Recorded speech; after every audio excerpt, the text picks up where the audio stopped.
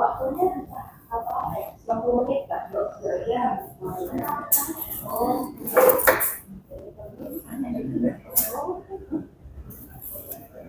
Tapi yang kita lebih dari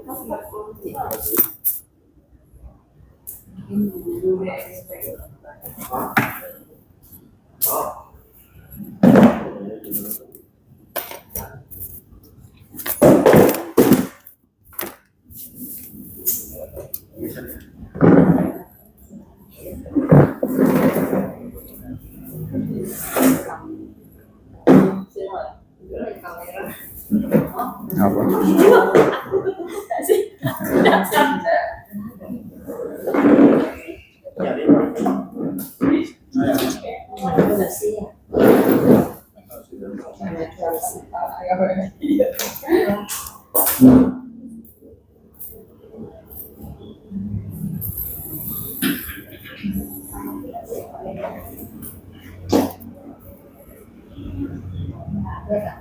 ada semuanya masih bisa.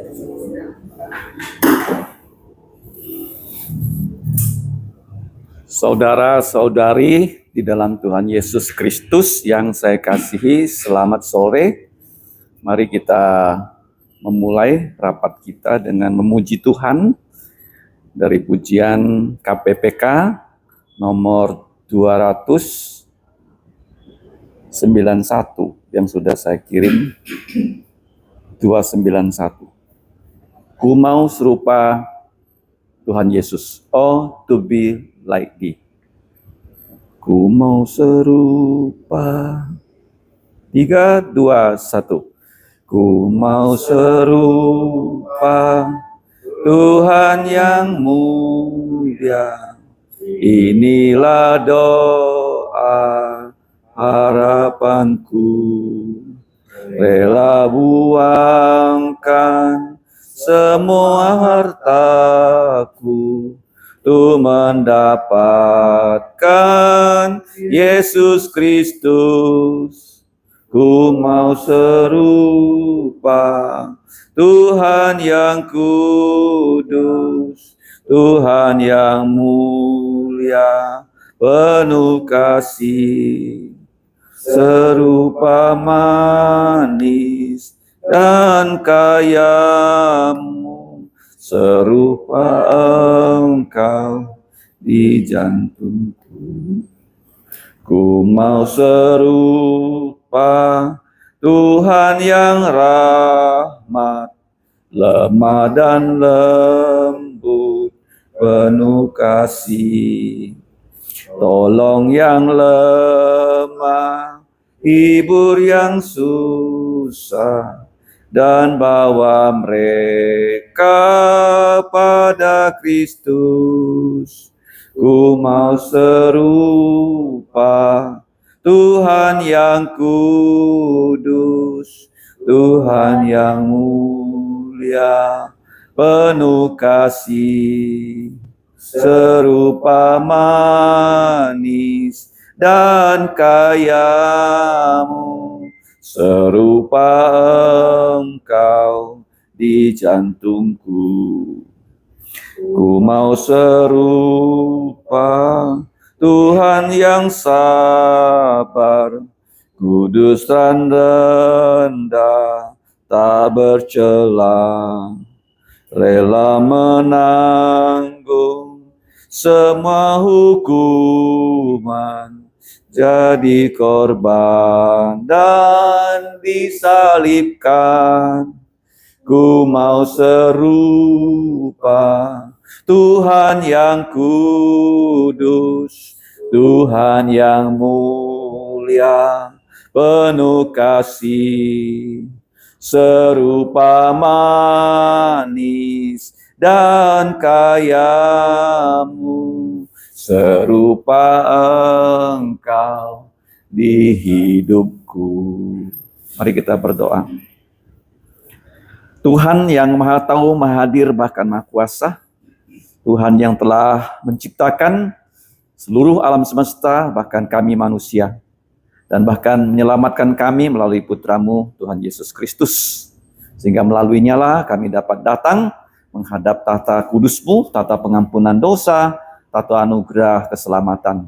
Kami bersyukur pada akhir bulan ini, di sore hari ini, kami dihimpun untuk rapat kembali.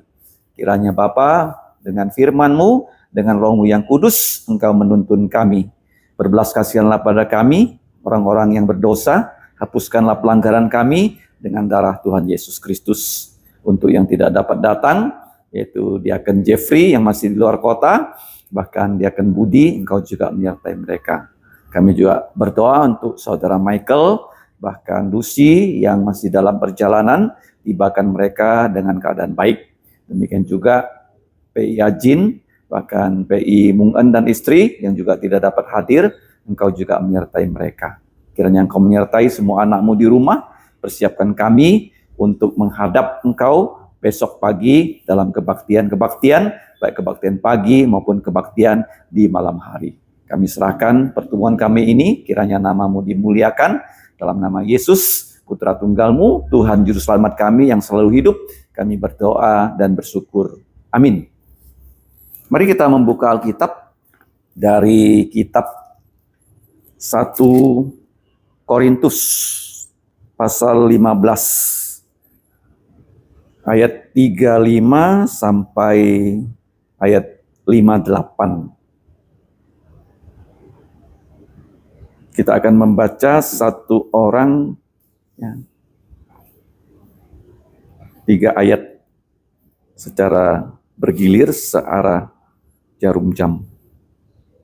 1 Korintus 15, 35 sampai 58. Saya mulai. Demikianlah bunyi firman Tuhan.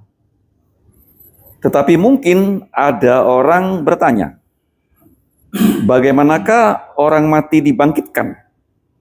Dan dengan tubuh apakah mereka akan datang kembali? Hai orang bodoh, apa yang engkau sendiri taburkan tidak akan tumbuh dan hidup kalau ia tidak mati terlebih dahulu. Dan yang engkau taburkan bukanlah tubuh tanaman yang akan tumbuh, tetapi biji yang tidak berkulit, umpamanya biji gandum atau biji yang lain.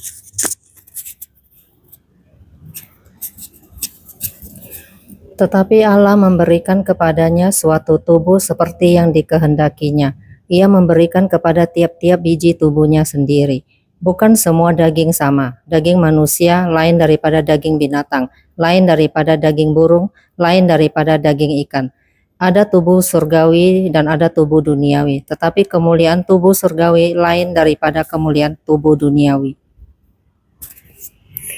Kemuliaan matahari lain daripada kemuliaan bulan, dan kemuliaan bulan lain daripada kemuliaan bintang-bintang, dan kemuliaan bintang yang satu berbeda dengan kemuliaan bintang yang lain. Demikianlah pula halnya dengan kebangkitan orang mati. Ditaburkan dalam kebinasaan, dibangkitkan dalam ketidakbinasaan. Ditaburkan dalam kehinaan, dibangkitkan dalam kemuliaan. Ditaburkan dalam kelemahan, dibangkitkan dalam kekuatan. Yang ditaburkan adalah tubuh alamiah, yang dibangkitkan adalah tubuh rohania. Jika ada tubuh alamiah, maka ada pula tubuh rohania. Seperti sudah ditulis, manusia pertama Adam menjadi makhluk yang hidup, tetapi Adam yang akhir menjadi roh yang menghidupkan. Tetapi yang mula-mula datang bukanlah yang rohania, tetapi yang alamiah. Kemudian barulah datang yang rohania. Manusia pertama berasal dari debu tanah dan bersifat jasmani. Manusia kedua berasal dari surga. Makhluk-makhluk alamiah sama dengan dia yang berasal dari debu tanah, dan makhluk-makhluk surgawi sama dengan dia yang berasal dari surga. Seperti kita telah memakai rupa dari yang alamiah, demikian pula kita akan memakai rupa yang surgawi. Saudara-saudara, inilah yang hendak kukatakan kepadamu, yaitu bahwa daging dan darah tidak mendapat bagian dalam kerajaan Allah, dan bahwa yang binasa tidak mendapat bagian dalam apa yang tidak binasa. Sesungguhnya aku menyatakan kepadamu suatu rahasia. Kita tidak akan mati semuanya, tetapi kita semuanya akan diubah. Dalam sekejap mata, pada waktu bunyi nafiri yang terakhir, sebab nafiri akan berbunyi dan orang-orang mati akan dibangkitkan dalam keadaan yang tidak dapat binasa, dan kita semua akan diubah. Karena yang dapat binasa ini harus mengenakan yang tidak dapat binasa, dan yang dapat mati ini harus mengenakan yang tidak dapat mati. Dan sesudah yang dapat binasa ini mengenakan yang tidak dapat binasa, dan yang dapat mati ini mengenakan yang tidak dapat mati, maka akan genaplah firman Tuhan yang tertulis, maut telah ditelan dalam kemenangan. Hai maut, di manakah kemenanganmu? Hai maut, di manakah sengatmu? Sengat maut ialah dosa dan kuasa dosa ialah hukum Taurat, tetapi syukur kepada Allah yang telah memberikan kepada kita kemenangan oleh Yesus Kristus Tuhan kita. Karena itu saudara-saudaraku yang kekasih, berdirilah teguh, jangan goyah, dan giatlah selalu dalam pekerjaan Tuhan. Sebab kamu tahu bahwa dalam persekutuan dengan Tuhan jerih payahmu tidak sia-sia. Kita bersyukur kita diberi kesempatan masing-masing pas bisa membaca satu orang 3 ayat. Nah, mengapa kita memilih 1 Korintus 15? Karena ayat yang terakhir itu adalah ayat yang paling sering digunakan untuk ulang tahun gereja, bahkan ulang tahun reformasi gereja. Karena itu, jadi kalau ada kata karena itu, ayat sebelumnya itu harus kita simak dengan seksama. 1 Korintus 15 ini pasal yang paling panjang ya di 1 Korintus. Karena itu saudara-saudaraku, jadi dia menulis kepada orang-orang percaya yang kekasih, berdirilah teguh. Jadi kata berdiri teguh itu sama dengan orang yang berperang. Ya, kalau kita baca di Efesus 6 ya, berdirilah teguh, standing firm. Artinya kita sudah berperang dan peperangan selesai, orang yang berdiri itu artinya tidak mati. Kenapa? Karena mengenakan seluruh senjata Allah, ya, ikat pinggang kebenaran, baju jirah keadilan, kaki bersepatukan kerelaan memberitakan Injil damai, kemudian tangan ada perisai iman, kemudian kepala helm keselamatan, bahkan ya, di tangan kanan ada pedang pendek, pedang roh yaitu firman Tuhan. Yang ketujuh itu adalah doa. Jadi kalau kita kenakan semua senjata itu, kita tetap bisa berdiri teguh, tidak goyah. Ini tidak digoyahkan oleh doktrin-doktrin yang nanti akan kita lihat ya di 1 Korintus 15 ini. Doktrin apa? Doktrin tentang kebangkitan tubuh. Nah, kalau kita berdiri teguh, tidak goyah, kita bisa selalu giat, rajin. Makanya semboyan gereja kita kan 5T kan. Taat, tekun, terdidik, tahan uji, menjadi teladan. Ya, giat selalu dalam pekerjaan Tuhan. Artinya yang kita kerjakan itu adalah kerja-kerjanya Yesus. Kita hanya sebagai alat. Ya, alat di dalam rumah Tuhan ada alat penting dibuat dari emas, alat yang penting dibuat dari perak, bahkan perunggu. Ya. Perunggu itu suatu logam campuran, kuningan. Dulu saya nggak tahu apa itu perunggu ya. Apa itu perunggu? PIJP. Campuran apa? Dengan besi. Kuningan. Kuningan tuh sama dengan perunggu loh. Pak Rudi tahu nggak? Pernah cek nggak? Pak Jakaria. Ternyata perunggu itu bronze ya. Itu supaya kuat. Itu campuran antara kabel apa? Apa? Tembaga. Terus timah. Dengan apa? Timah. Ya, perunggu itu campuran antara tembaga dan timah. Ya, kadang-kadang kita mendapatkan satu istilah, kita nggak pernah periksa. Nah, sekarang lanjut ya. Jadi perabot-perabot itu ada klasifikasinya. Saya percaya Paulus tuh perabot emas ya. Perabot apa? Emas ya. Nah, sebab ya karena kamu tahu bahwa dalam persekutuan, jadi kalau kita bekerja itu kita bersekutu. Paulus punya tim loh, dia bukan single man player kayak golf ya. Kalau golf tuh orang bisa mengharapkan begitu dia pukul hole in one, langsung itu bolanya pum masuk ke lubang. Itu golf ya. ya, atau pemain badminton, pemain ya yang lain-lain, ya petinju. Seperti ini permainan tim ya, tim yang sekarang yang di Amerika tuh ya American football ya, beda ya dengan footballnya Eropa. Ya, jadi footballnya Amerika tuh lonjong, dia lempar ya. Nah, atau basket. Kalau European football kan pakai kaki ya, yang bolanya bundar. Itu selalu harus ada pemain dengan posisinya masing-masing. Ya, walaupun dia punya pencetak golnya bagus, kalau kipernya itu bobrok ya, bobol terus, nggak bisa menang. Paham ya? Jadi pelatihnya harus bagus, pemainnya harus bagus. Kalau pemainnya bagus, pelatihnya bagus, bisa juara. Ya, seperti ya Messi bisa membawa timnya juara Eropa di Barcelona, dia bisa bawa Argentina juara dunia. Itu bedanya ya. Jadi Paulus itu dia permainan tim ya. Jadi sebab kamu tahu bahwa persekutuan dengan Tuhan, jadi dia itu ya bekerja sama dengan gereja-gereja, jerih payah kita itu tidak akan sia-sia. Jadi kata sia-sia di 1 Korintus ini ada 3 kata. Yang pertama ya kosong, ya, kenos, ya, seperti Yesus mengosongkan dirinya. Yang kedua mojung, artinya tidak efektif. Ya, tidak ada dampak. Artinya kalau kita sakit, kita minum obat, nggak sembuh.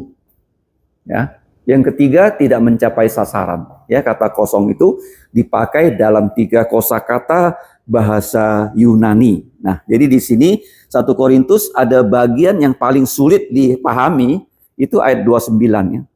Coba kita lihat ayat 29 yang tadi tidak kita baca. Jika tidak demikian, apakah faedahnya perbuatan orang-orang yang dibaptis untuk orang mati? Kalau orang mati sama sekali tidak dibangkitkan, mengapa mereka mau dibaptis untuk orang-orang yang telah mati?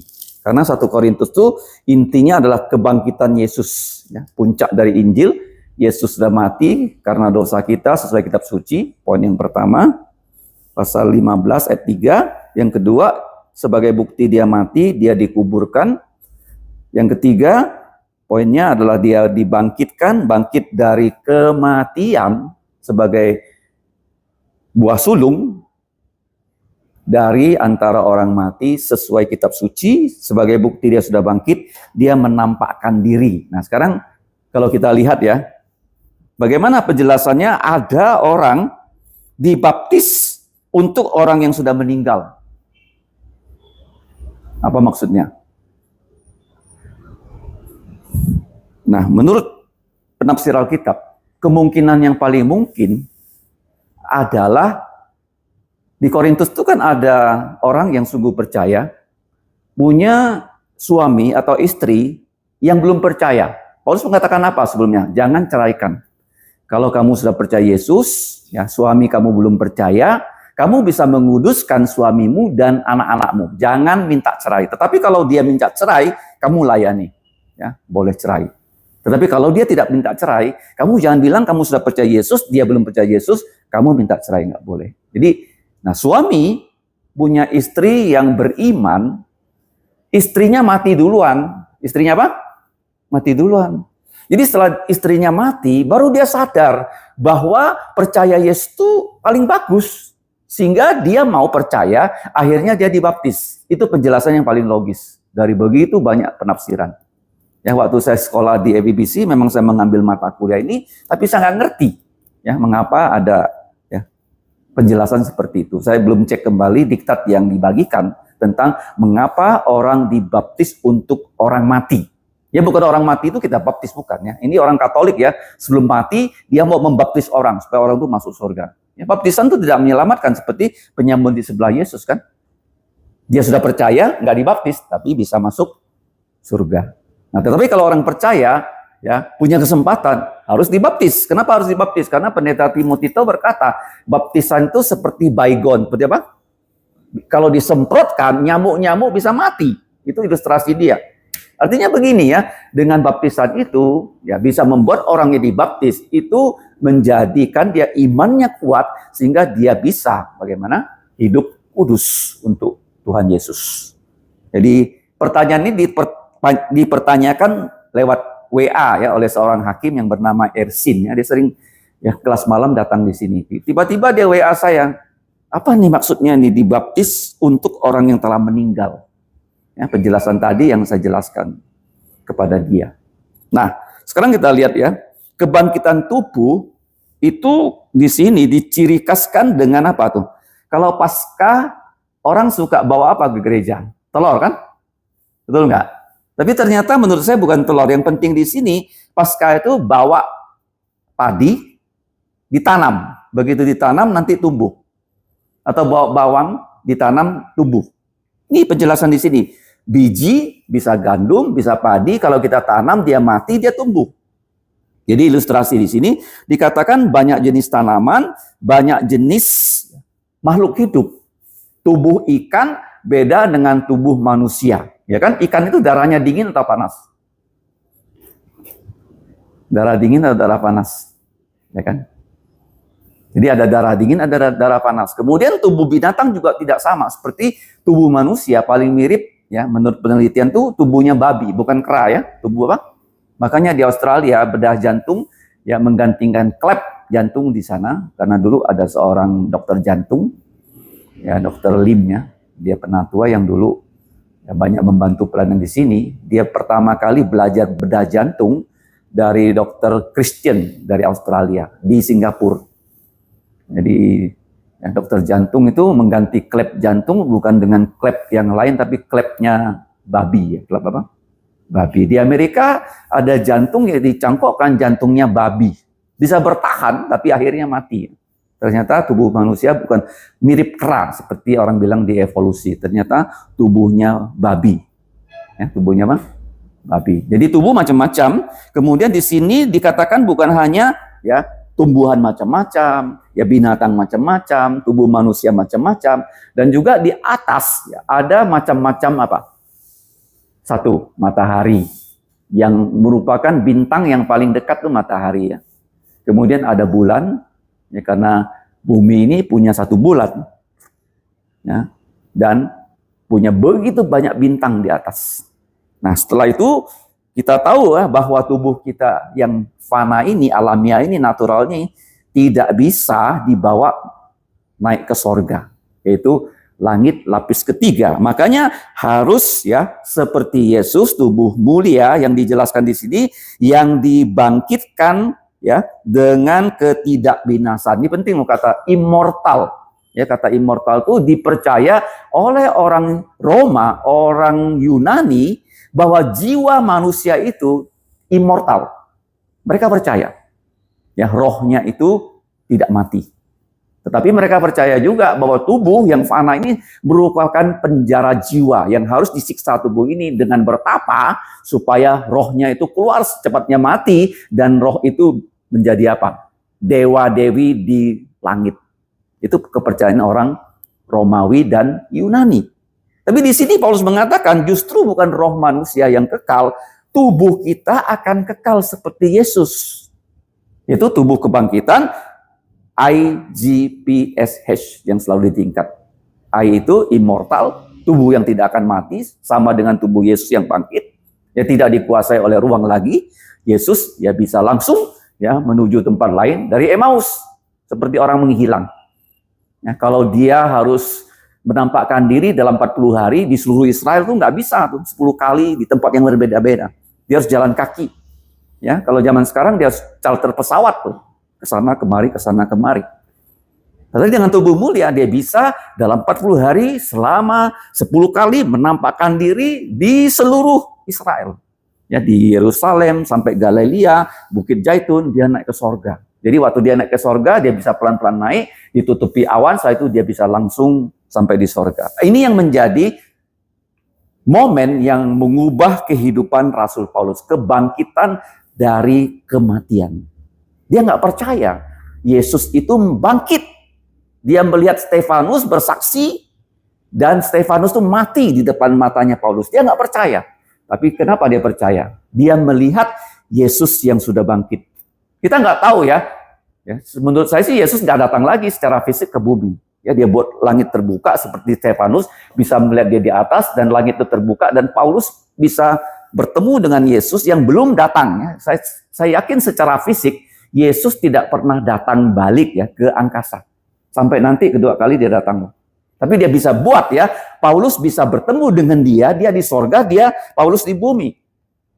Kemudian dia bertanya, Saulus, Saulus, mengapa engkau menganiaya aku? Dan Paulus jawabannya apa? Siapa engkau Tuhan? Ya, banyak orang yang mengikuti agama, menyambut ya Allah mereka, sebenarnya tidak kenal siapa Tuhan kalau dia tidak pernah ketemu Yesus. Jadi kita lihat ya, bahwa Paulus ya bukan hanya sekali dia bertemu Yesus yang bangkit. Kalau kita baca di Kisah Rasul, minimal ada 3 kali. Berapa kali? Bahkan dia dibawa naik loh ke surga loh. Dia bilang, saya nggak tahu apakah itu ya dalam tubuh dan sebagainya. Dia tidak bisa saksikan surga itu seperti apa. Sehingga dia itu di sini ya diberi pelajaran dan dia mengajarkan kita tubuh yang tidak binasa, kemudian tubuh yang mulia. Nah, kata mulia seringkali ya kita tidak tahu apa itu mulia. Mulia itu identik dengan kudus. Dengan apa? Kudus. Kudus, kudus, kudus itu sama dengan mulia, mulia, mulia. Nah, kemudian kalau untuk bisa kudus, darah Yesus harus membasuh semua dosa kita. Ya, yang bisa membuat kita kudus, yang kedua adalah firman Tuhan.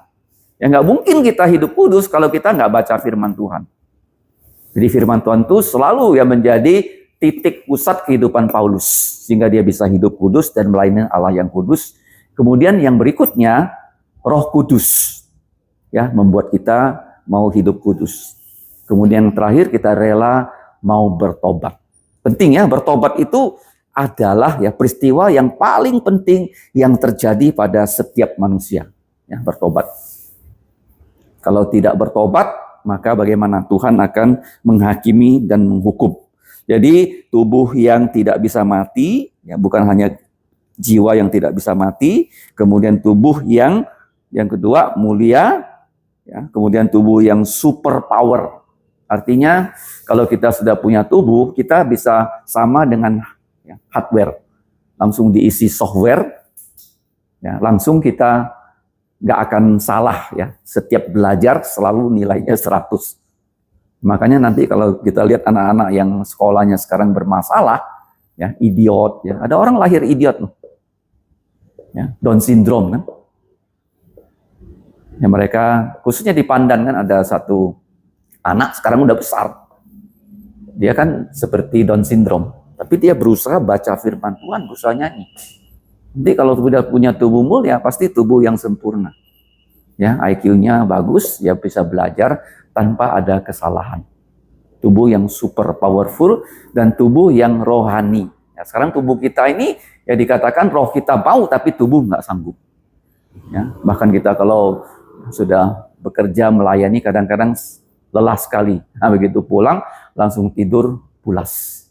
Ya, untuk recharge ya tenaga kita. Kemudian yang berikutnya, nah kamu lihat ya ayat yang 47. Tubuh yang sorgawi. Tubuh yang apa? Sorgawi. Artinya kita akan punya tubuh mulia, kita akan tinggal di sorga 7 tahun. 7 tahun. Sekarang Abraham, Adam, Hawa di sorga tidak punya tubuh, hanya Yesus yang punya tubuh mulia. Itu yang mereka nantikan. Jadi, nah kapan itu terjadi? Ya ini disebut ayat 51, rahasia. Misteri.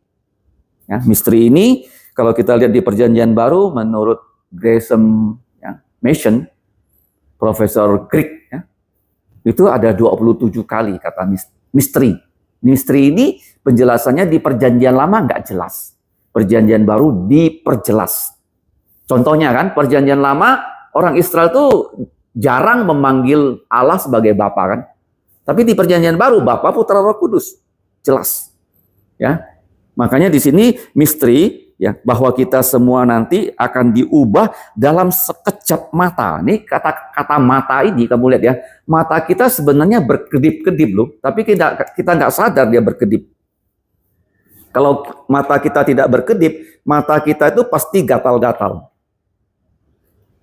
Jadi saya baru membawa Dr. Jamis ke Singapura untuk berobat. Dia sudah berobat berkali-kali di Malaysia. Ternyata nggak sembuh. Nah, sampai di Singapura kita pilih ya dokter yang paling senior, profesor, dan fee-nya itu hampir $400 untuk jumpa konsultasi. Dan ternyata saya tanya dia, sudah bagus nggak? Oh, cocok, dia bilang.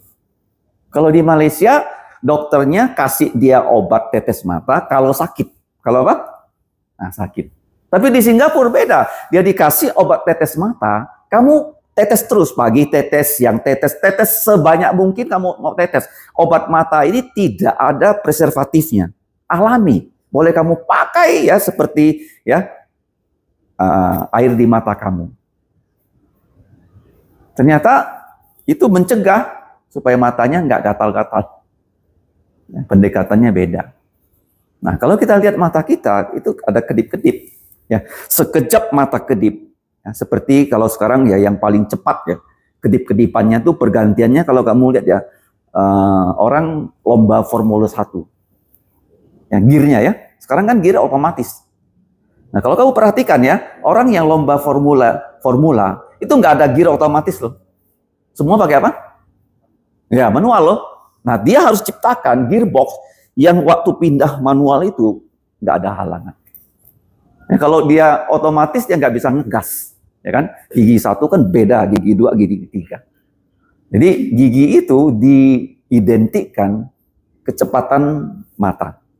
Ya, jadi dalam sekejap mata pada saat trompet terakhir dibunyikan. Jadi trompet itu ada 7 kan? Yang pertama 7 materai, 7 trompet. Ada yang percaya pada saat trompet ke-7 ini ditiupkan, nah baru ya kita ini diangkat ke sorga. Ada yang percaya seperti itu ya, karena ada yang disebut ya di sini pre-trip itu justru terjadi pada saat trompet terakhir ditiup, katanya ya. Jadi di sini trompet yang terakhir ditiup, orang mati akan dibangkitkan. Jadi mereka yang mati dalam Yesus, ya, supaya yang tidak binasa itu dimiliki oleh semua orang dan kita diubah dan kita akan mengenakan yang tidak binasa sehingga kita bisa angkat ke sorga bertemu dengan Yesus. Nah Paulus di sini mengutip Yesaya 25 ayat 8 ya. Hai maut ya, di manakah sengatmu? Ini seperti lebah kalau sudah menyengat, sengatnya akan tinggal di tubuh yang disengat. Tidak ada sengatnya lagi. Ya, sengat maut itu sudah menyengat Yesus sehingga maut itu tidak lagi ya bisa menyengat kita. Maut telah ditelan dalam kemenangan. Ini sekali lagi ya Yesaya 25 ayat 8 ya. Jadi Yesus ya, Kithun Simong, dia menelan kematian. Nah, sengat maut adalah dosa, kuasa dosa adalah hukum Taurat. Ya, hukum Taurat jangan lupa kita sudah sering belajar ada 613 item, 248 yang diperintahkan supaya dilakukan dan 365 yang dilarang. Kemudian ayat 57, tetapi syukur kepada Allah yang telah memberikan kepada kita kemenangan. Jadi Yesus sudah menang atas maut. Dia punya tubuh mulia dan kita kelak ya pada saat Yesus datang kedua kali yang kita percaya akan segera terjadi. Ya semua tanda-tandanya sudah ada. Seperti yang terakhir itu Israel. Ya Israel itu dikatakan merdeka 1948. Ya sudah lebih dari 70 tahun. Jadi Israel itu waktu merdeka tanah perjanjian itu dikuasai oleh Inggris. Dikuasai oleh siapa? Inggris loh. Nah, waktu Indonesia merdeka, itu Indonesia dikuasai Belanda. Nah, kalau Inggris memberikan kemerdekaan, dia beda. Dia lihat daerah jajahannya. Kalau Pakistan, India, jajahan siapa? Inggris kan? Supaya Pakistan nggak perang sama Inggris, nah, dia kasih 2 wilayah, satu India, satu Pakistan, satu Hindu, satu Muslim. Itu Inggris loh. Ya seperti Malaysia juga kan, Malaysia dikasih, Brunei dikasih. Karena Brunei kuat dikasih satu kerajaan, Malaysia dikasih satu kerajaan, tapi Singapura tiba-tiba dia mau pergi. Karena waktu Singapura bergabung dengan Malaysia ada syaratnya loh. Dan Singapura merasa syarat-syarat itu bergabung dengan Malaysia nggak bisa lagi dipenuhi sehingga Lee Kuan Yew bawa Singapura cepat-cepat keluar loh. Kalau nggak ada Lee Kuan Yew, Singapura tuh masih sama dengan Penang, tidak maju-maju. Kenapa nggak maju? Kalau kamu lihat Undang-Undang Dasar Indonesia ya, kamu bandingkan dengan Undang-Undang Dasar Malaysia, apa bedanya? Undang-Undang Malaysia ada banyak kata Islam. Kata apa? Indonesia tak satu pun loh, tak apa? Kenapa begitu? Karena di Indonesia inilah akan menjadi pusat pemberitaan Injil. Pusat apa? Kenapa Singapura keluar? Saya juga percaya Singapura akan menjadi pusat pemberitaan Injil. Makanya di situ ada gereja Life, gereja Kalvari Pandan dipakai Tuhan mendirikan begitu banyak gereja. Tapi kalau sekarang mereka tidak bisa lagi mendirikan gereja, itu berkatnya sudah Tuhan cabut loh. Jadi banyak orang nggak bisa melihat dunia ini sekarang seperti apa. Nah, waktu Israel merdeka 1948 dikasih ya, Israel langsung ambil loh, dia proklamasikan Israel merdeka jadi negara masuk PBB, diakui. Palestina nggak mau. Boleh nggak Palestina? Kalau mau udah beda loh kondisi sekarang dengan 1948. Palestina nggak mau. Dia tidak memproklamirkan diri jadi negara, ya alon-alon asal kelakon. Itu nggak boleh loh, kita kerja untuk Tuhan. Kalau bisa sikat, langsung selesaikan. Ya, jadi kamu lihat ya di Indonesia walaupun mayoritasnya Muslim, di Undang-Undang Dasar itu sama sekali kata Islamnya dia apa? Dicabut. Kalau Malaysia kamu periksa, minimal ada 30 kali. Makanya di Malaysia orang Melayu nggak bisa jadi Kristen. Kalau di Indonesia, banyak. Sekarang saya dengar ya, begitu banyak orang ya, jadi apa? Murtadid. Jadi kita punya kesempatan ya di Indonesia menjadi saksi. Nah seperti Singapura, ya Hong Kong, ya banyak ya, orang-orang Kristen yang menjadi saksi. Ya di Singapura banyak gereja mengirimkan misi, Hong Kong juga seperti itu, walaupun kecil. Ya, nah, kita percaya Indonesia ini menjadi satu tempat yang harus kita ya, gunakan baik-baik ya. Sekali lagi, ya sekarang kita baru ada 4 gereja, sudah 20 tahun ya. Kita berdoa Tuhan memberikan pertumbuhan secara ya, kualitas dan kuantitas. Ya, bukan hanya 4, 30 kali lipat sampai 100 kali lipat. Jadi seperti Rasul Paulus ya, dia terus ya mengabarkan Injil. Ya, secara fisik Paulus itu tidak menarik ya. Orang ada mengatakan dia itu orangnya botak. Tubuhnya kecil. Tubuhnya apa? Kecil. Makanya disebut Paulus. Paulus artinya kecil. Kemudian mukanya jelek. Kenapa jelek? Karena dia sering dipukul, dilempari batu. Dan di sini mukanya tuh banyak cacat. Dilempari batu, ya ada cacatnya. Jadi orang melihat Paulus tuh nggak meyakinkan.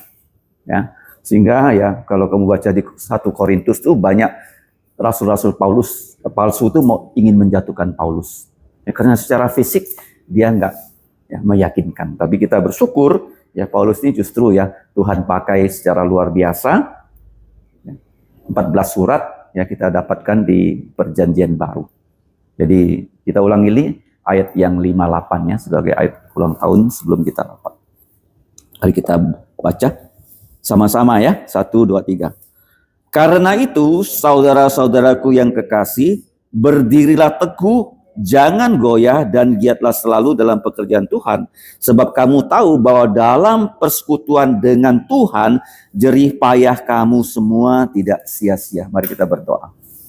Bapa di sorga, kami bersyukur untuk Tuhan Yesus yang sudah memakai Rasul Paulus dan kawan-kawan untuk melaksanakan amanat agung. Mulai dari perjalanan misi pertama sampai ketiga, sampai Paulus ditangkap, bahkan mati martir untuk Tuhan Yesus di kota Roma. Tolonglah kami Bapa di akhir zaman untuk menjadi murid-murid Yesus, pengikut Yesus yang setia melaksanakan semua perintah Tuhan Yesus sehingga nama-Mu dimuliakan. Tolonglah kami, ampuni dosa kami, dalam nama Tuhan Yesus kami berdoa dan bersyukur. Amin. Terima kasih. Kita mulai dengan melihat buletin kita. Notulen rapat ya.